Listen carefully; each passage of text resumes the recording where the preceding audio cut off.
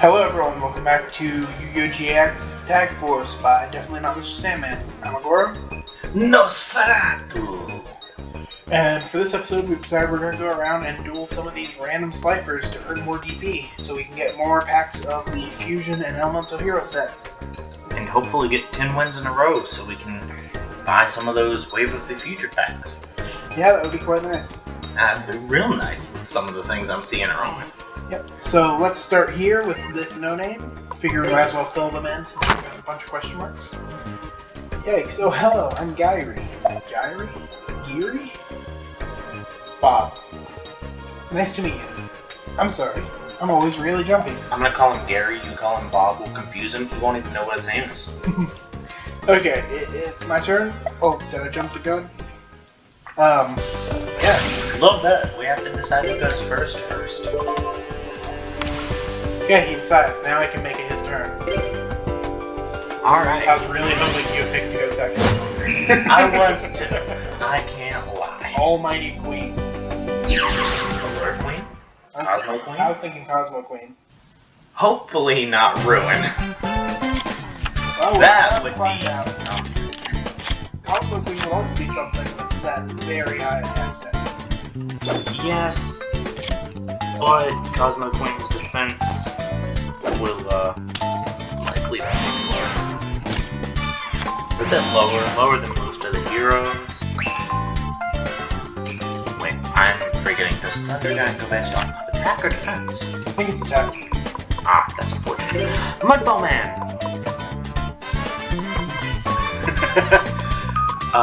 We put in, as I'm sure people can tell, the conversations we had in the last video. Attack. That is unfortunate. But its original attack versus his current attack. Now then, Mudball Man! I'm jumping the gun a bit. Yeah. Especially since in this game his name is the Mudball Man. Right.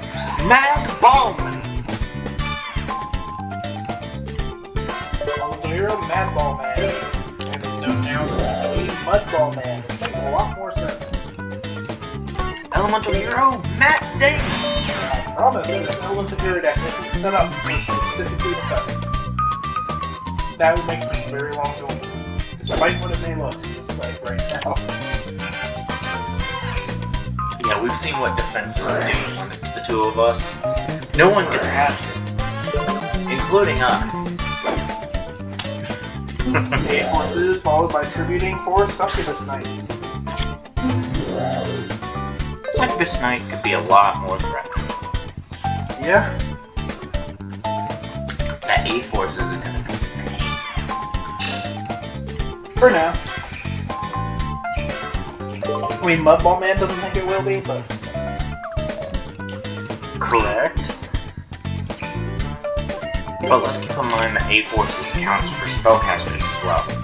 There's a spellcaster that we are very worried is his ace card. True. But think of Hero Ring. Now think of Playman. Fair. What is Mudball Man's? Attack is 1900. I was about to say, if nothing with 1900 or more attack can attack him, that'd be nice. It still works with the 2000 defense Playman, though. Correct. Which is why it wants me to activate it every turn. Also correct. 7 Tools of the Bandit. Believe it or not, we took out spells and traps in this. Yeah, I don't know how we're getting so many now. This is very... I want to say amusing. I also want to say annoying. Another tribute summon? The exact same tribute summon. Protector of the Throne, Protector of the Snake. Are you kidding me? Nope. Yes. Go! Since the attack is already declared... Wait, what's the specific word? Cannot attack the monster. So, since the attack has already been declared, I don't know if that will save it. I'm pretty sure it does. At the very least, it does in the DS game. Here's hoping. Yes. Okay. Thank goodness. And with his entire deck seemingly being power-up, that will hopefully turn into nothing can attack Mudball, or nothing can attack Clayman for a while. Worst case scenario is to play something to destroy Clayman, but if it happens to be a trap, it does nothing anyway, because we have 7 Tools of the Bandit ready to go. That's a monster.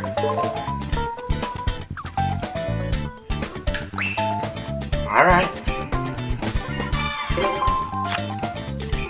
For Stenetrix, I don't quite want to go for a Rampart Blaster right now, though. Wouldn't exactly be useful. Yeah.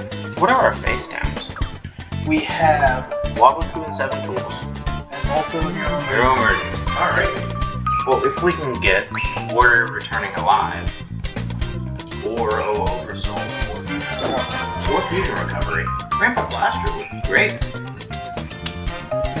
Less great right now, while he has those powerful monsters. We'd be sending out to die. Not good play that defense and use it to attack directly every turn. That effect only applies when they have no monsters. Does it? Yes. I didn't know that. It works in the sense of it can launch a direct attack only, not in the sense of it can attack directly. Ah, that's annoying. Indeed it is.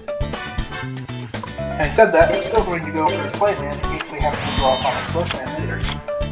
Thunder Giant works off the enemy's original attack. Fair. I was kind of hoping to see Steam Healer at some point, but if we get the other Fusion Recovery, then... Well, no, there's no Pokemonization Right now. right now. Regardless. The issue is Point that is- the other is that Steam Healer's attack is too low to run. Yeah. Invader of the Throne.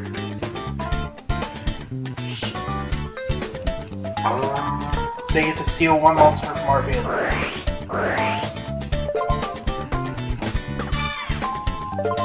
Oh. Not who I expect them to go for. I figured they would select the Immortal monster. Yeah, I kinda did too. Have no need to protect their monster on my field. Correct. Dishwasher. Rounding. Looks like a B in the actual card. A little bit, but being the PSP, some of the graphics were a bit blurry. Sure. Now, had this been on the Vita, Which, alas, died too soon. that's almost tempting.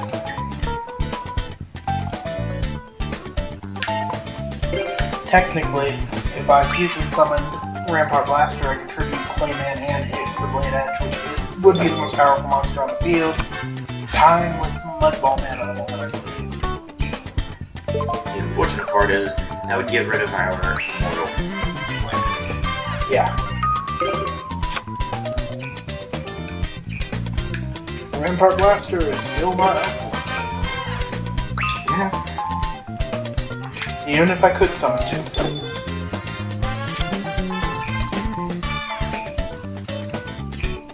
Come on, Sparky.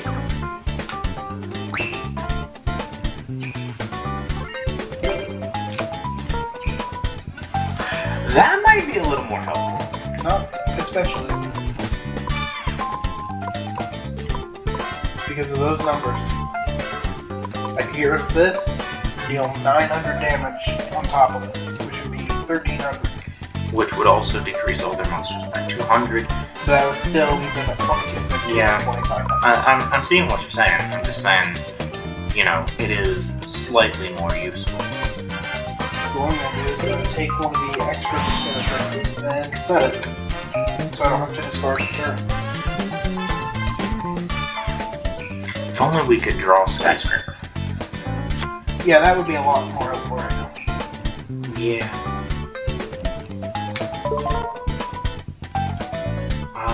No, we have too many things for Hero Emergence to be very useful. Yeah, it'd be a 16.6 chance of getting Blade Edge, which is who I want. Heart of the Underdog. I would love that right now. Yeah, honestly, I hadn't thought about putting that in this deck, but it would help. Yeah. With the deck being more than a quarter normal monsters. Still not very helpful. Rampart Blaster. Yeah? Let's not say we didn't. Too bad we can't fuse it with Elemental Hero Avion to summon Elemental Hero Data.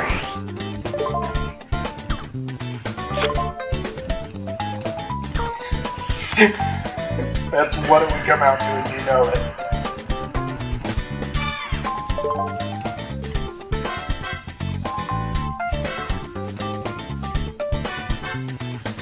If I used Waboku, it could save this Clayman, then next turn I could fusion summon a Rampart Blaster using monsters only in my hand, or Flame Wingman for that matter, and then summon Blade Edge by tributing the fusion monster and the extra Clayman, thus leaving us an Immortal Clayman while giving us Blade Edge.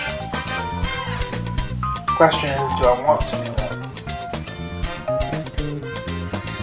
I don't think I do. Because on further recollection, I think Mudball Man is actually 100 stronger than what Blade Edge would be. Then even if I destroyed a monster, I'd still be stuck dealing with that Mudball Man powering up when they summon one with a full hand they would summon. Yeah. Especially since they just discarded a monster. Though it looks like Hexsteel Fusion, maybe? Oh! That, however, is beautiful! Very much wish we could get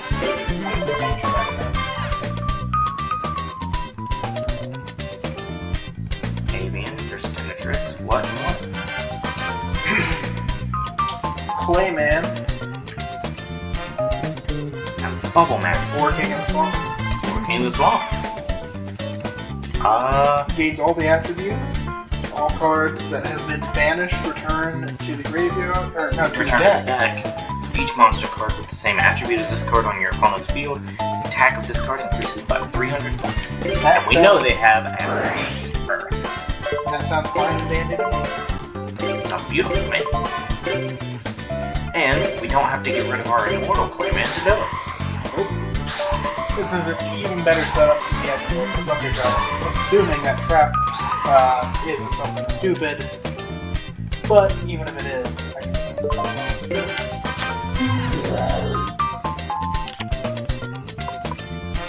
Don't we have Fusion for Blade Edge? What is it? Wild Edge, I want to say.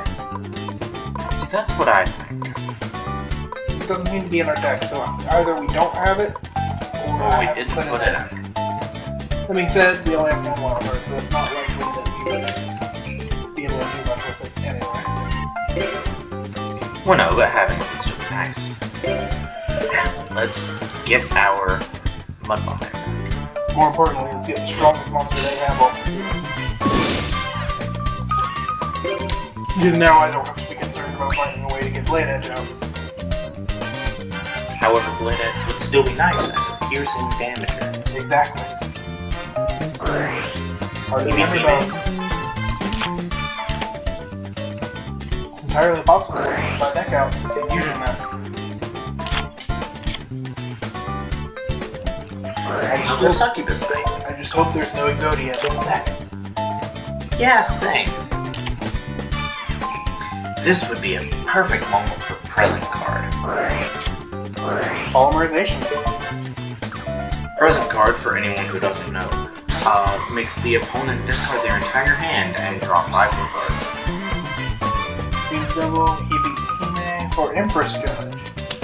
A no effect fusion monster, but it does get quite the boost from the spell card. But that's fine, because it's an Earth monster, giving us the boost right back.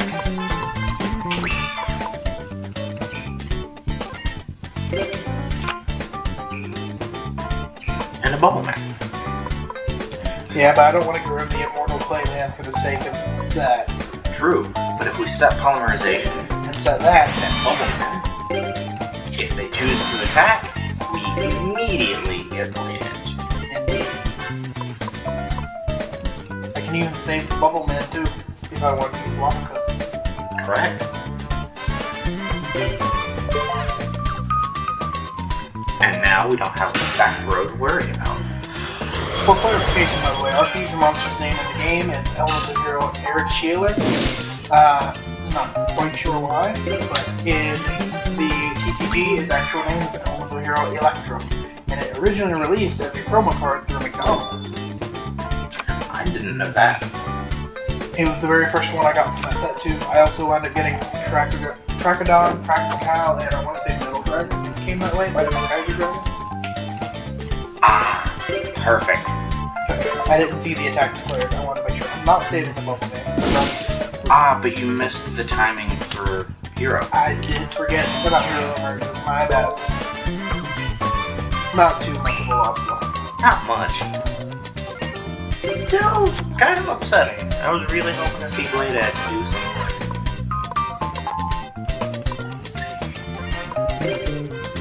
Oh yeah, I forgot we had 7 full space down. We didn't have to worry about a trap card anyway. So now let's get rid of the monster he left to attack, powering down his others, and as long as he's too scared to place more in attack position, which is, you know, would allow him to take damage, as long as he's too scared to do that, we don't have to worry about him getting too powered up anymore either. Because he can't power up based on what's face down. The biggest threat is that he gets another power-up spell. Regardless of what it is. And if he does play another A-Forces, which is what I believe he would do, we'd still have Waboku, so that could save us. United We Stand would be a bigger threat. United We Stand would be a colossal threat.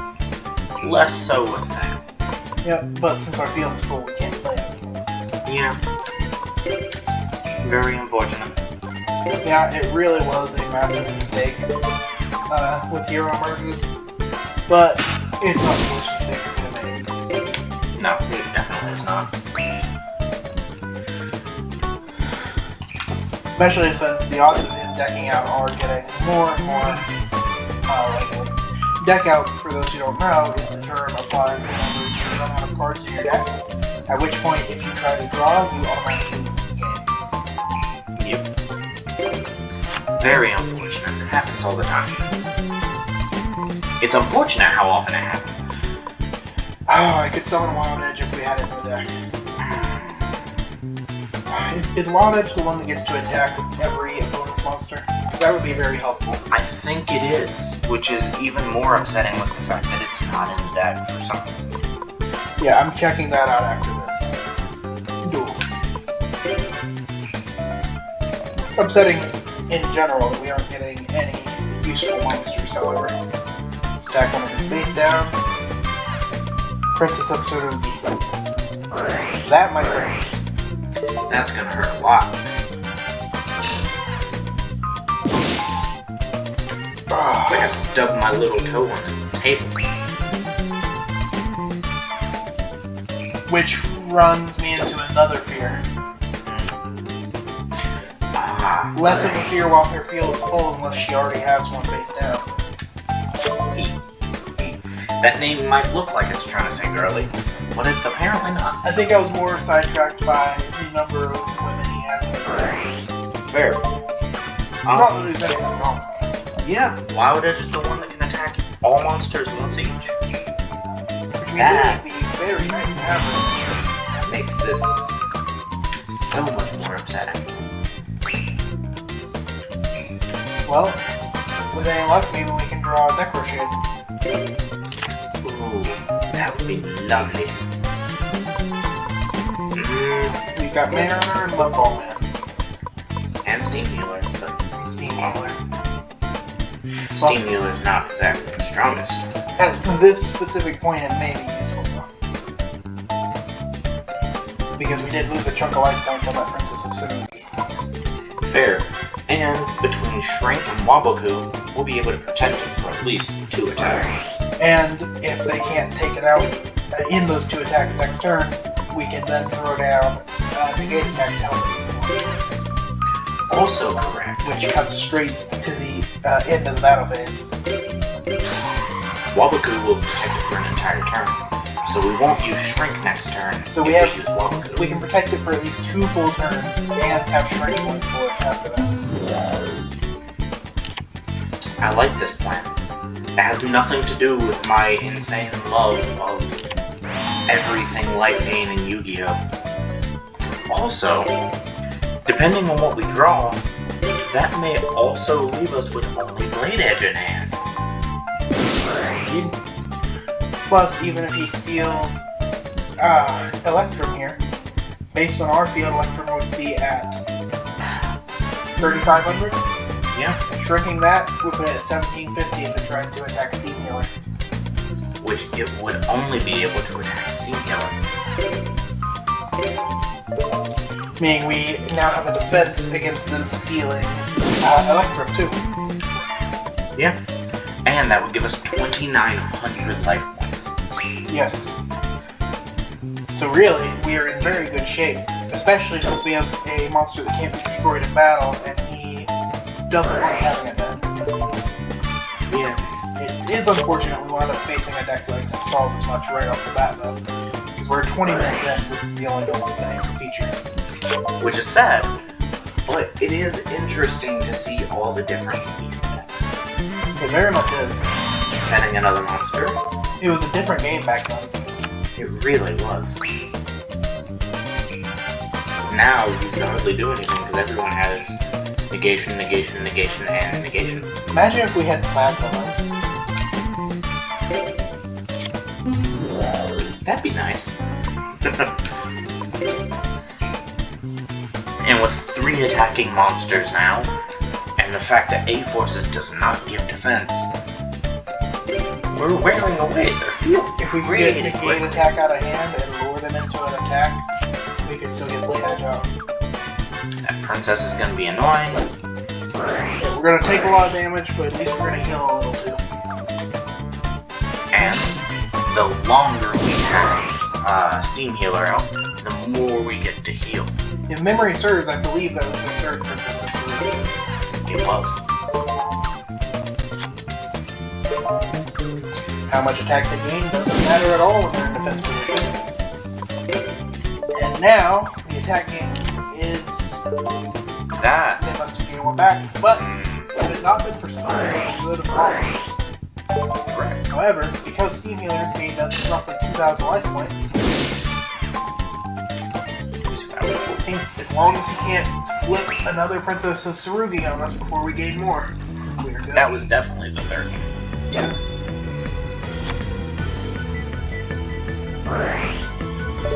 Heart of the Underdog. Which, even if they attack, they can't deal damage. Unless it's referring to Empress Judge, I'm not sure what queen this deck's name might have been referring to. There's a lot of princesses, Invader of the Throne Queen, and Empress Judge. He does have another fusion monster too. Yeah. He's summoning another Empress Judge. No? Nope, Warrior of Tradition. Why did I think it was... I don't know. My head Maybe is they somewhere. both included Hibikime. I think they might have. I know they both include Hibikime. No, Beautiful Headhuntress is the flipped art of Hibikime. Oh, is it? That's what it is.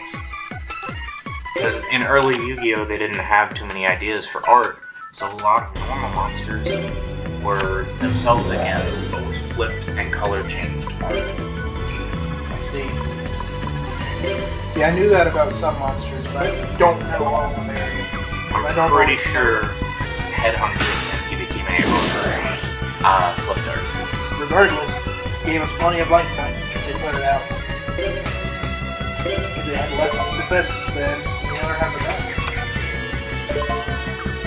There's Hibikime. Notice how she's pointing to the right. Headhuntress points to the left. While that doesn't seem like it's a lot for the evidence here, as early normal monsters, it was very common for that kind of thing to happen. See, the only ones I can think of off the top of my head where that happened are the large level, I want to say level 4 spiders. And I'm not a fan of spiders. Fair. If we go into the grave, we could look at it and see if that's what it is. It's not But worth it given it's how really long not. this runs. I believe Hibikime wears a dress, whereas Headhuntress wears a kimono. So it wasn't Headhuntress exactly, which means I don't know what it was. I don't know what made me think that. I could have sworn that Headhuntress was the flipped art of Hibikime though. I doubt we'll get many DP for this duel, but after this duel, I'd say I will go straight to the store and spend it and call it an episode. Because I don't That want to try to sounds about right to me.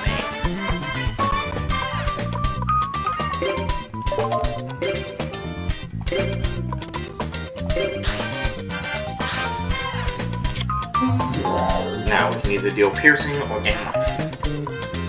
I'm going to go with piercing because we should be winning this turn, but I want to be sure. That's fair.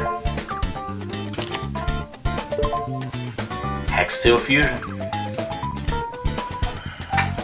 The worst case scenario would have been that he got a Princess Tsurugi back without me noticing, in which case we would have been left with a Younger. So I didn't feel the need to gain life. But that's fine. We should get the comeback bonus since our life was lower than his at the start of this turn. Did they have to come back bonus in that course? I believe so. I can't remember. However, that was definitely This should be a record for new longest duel. that was definitely a stalled out duel. This is 3 turns longer than our previous longest duel. Much longer, and we could have gotten the deck out bonus because he had 5 cards remaining. Yeah. 180 high score bonus. Yep, the reversal bonus. Life point difference 4700. Maximum damage. Number of opponent's monsters destroyed in battle. Number of fusion summons. Maximum monster attack. Number of times controlled opponent's monsters. That was his fault. Key cards destroyed. And longest turn. Yep. We did get the reversal bonus though, so that's nice. I believe it's only 50, which doesn't make it seem like it's worth it, but It adds up. That's half a pack It if you adds up. get the cheap packs. a third of a pack if you get the fusion pack. And a sixth if you're getting something expensive. Yeah. It's also 1 damage. That alone makes it pretty worth it. What are cards? I'm always so tempted to hit it just to see what she'll say. Now then. Let's try for some more polymerization. We're 1 short of a playset, which would be helpful. Indeed. Plus, we're still 23% away from having this pack completed. Fusion Sage again. Skull Archimede Punch Needle. Second Fusion Sage is helpful. I'm actually shocked we didn't get third Fusion Sage. Right. Shocked we didn't draw one in that entire duel. Swing swords one. Obligatory. Well, at least we got a rose. They weren't quite in, but we got one. For rarities, we got another Flame Swordsman Punished Eagle, and then Rose Spectre Gun for the rares. And for super rare, we got 2 more Fusion Sages. Unexpectedly. But not unenjoyed. That bumps first fusion to 86% complete, and for reference, our hero pack is at 95%. Do you know Jaden uses those cards? Wow. I mean, I bet you didn't know Alexis uses these cards. What? Anyhow, I hope you've enjoyed. Feel free to hit that subscribe button, and I hope you stay safe and have a wonderful night. Bye.